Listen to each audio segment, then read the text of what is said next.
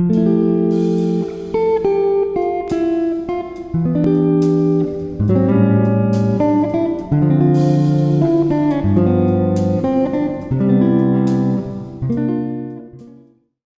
আলাইকুম শিক্ষার্থী বন্ধুরা, আশা করি ভালো আছো।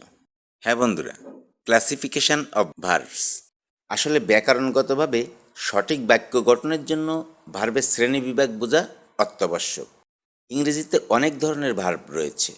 এই ভার্বগুলি কোনটা কোথায় কী উদ্দেশ্যে ব্যবহৃত হয়, কোনটার ক্ষমতা কতটুকু, মানে ভার্বের মূল চরিত্র কী, তা যদি না জানি একটি সেন্টেন্সের স্ট্রাকচার কিভাবে গঠিত হলো এবং কেন গঠিত হলো তা পুরোপুরি বোঝা সম্ভব নয়। এই ভার্ব বা ক্রিয়া শুধু ইংরেজি ভাষার জন্য নয়, এটাকে যে কোনো ভাষার মেরুদণ্ড হিসেবে বিবেচনা করা হয়ে থাকে। তাহলে বুঝতেই পারছো যে চ্যাপ্টারটা সম্পর্কে ধারণা লাভ করা কতটা প্রয়োজন। তাই আগে এদের বংশের পরিচয় সম্পর্কে জেনে নেওয়া যাক।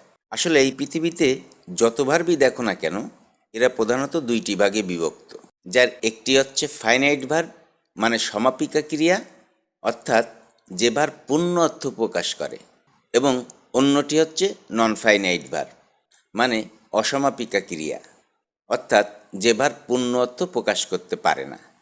প্রথমে ফাইনাইট ভার্বের বংশধরদের সাথে পরিচিত হওয়া যাক। ফাইনাইট ভার্ব দুই ভাগে বিভক্ত, প্রিন্সিপাল ভার্ব বা মেইন ভার্ব এবং অবজুলারি ভার্ব বা হেল্পিং ভার্ব। এই প্রিন্সিপাল ভার্ব বা মেইন ভার্বকে আবার দুই ভাগে ভাগ করা যায়, ট্রানজিটিভ ভার্ব এবং ইনট্রানজিটিভ ভার্ব। ট্রানজিটিভ ভার্ব থেকে আবার কিছু ভার্ব বের হয়েছে, যেমন positive verb, quasi passive verb, reflexive verb, impersonal verb, reciprocal verb, cognate verb, factitive verb, prepositional verb, weak বা রেগুলার ভার্ব, স্ট্রং বা ভার্ব। এদিকে অবজুলারি ভার্বকে আবার প্রধানত দুই ভাগে ভাগ করা যায়, প্রাইমারি অবজুলারি এবং মোডাল অবজুলারি।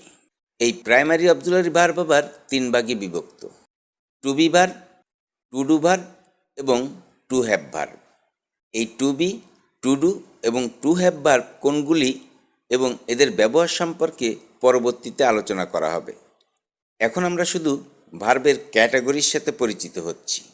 যাই হোক, এটা হচ্ছে মোটামুটি ফাইনাইট ভার্বের বংশধরদের পরিচয়। এখন দেখি নন ফাইনাইট ভার্বের বংশধর কারা। নন ফাইনাইট ভার্ব প্রধানত তিনটি ভাগে বিভক্ত, জিরান্ড, ইনফিনিটিভ, পার্টিসিপল। এই ইনফিনিটিভকে আবার তিন ভাগে ভাগ করা যায়, ফুল ইনফিনিটিভ, বেয়ার ইনফিনিটিভ এবং স্প্লিট ইনফিনিটিভ। আবার পার্টিসিপেলকেও তিন ভাগে ভাগ করা যায়, যেমন প্রেজেন্ট পার্টিসিপল, পাস্ট পার্টিসিপল এবং পারফেক্ট পার্টিসিপল। তো শিক্ষার্থী বন্ধুরা, এই হচ্ছে মোটামুটি ভার্বের ক্লাসিফিকেশনের একটি ডায়াগ্রাম। আশা করি তোমরা এর পরিধি সম্পর্কে কিছুটা হলেও ধারণা পেয়েছ। আগামী ক্লাসে আমরা এদের গোড়ায় যারা রয়েছে, অর্থাৎ ফাইনাইট এবং নন ফাইনাইট ভার্ব সম্পর্কে বিস্তারিত আলোচনা করব। ভিডিওটি দেখার আমন্ত্রণ জানিয়ে আজকের মতো এখানেই শেষ করছি। তবে একটি অনুরোধ, ভিডিওটি যদি ভালো লাগে তাহলে লাইক, কমেন্ট, শেয়ার করতে ভুলো না। আর তুমি যদি এই চ্যানেলে নতুন হও তাহলে অবশ্যই সাবস্ক্রাইব করে সঙ্গেই থাকবে। আর যারা ইতিমধ্যে সাবস্ক্রাইব করেছ তাদেরকে অসংখ্য ধন্যবাদ। আজ আর নয়, কথা হবে অন্য কোনো ক্লাসে। সে পর্যন্ত সবাই সুস্থ থাকবে, ভালো থাকবে, এই কামনায় শেষ করছি। আল্লাহ হাফেজ।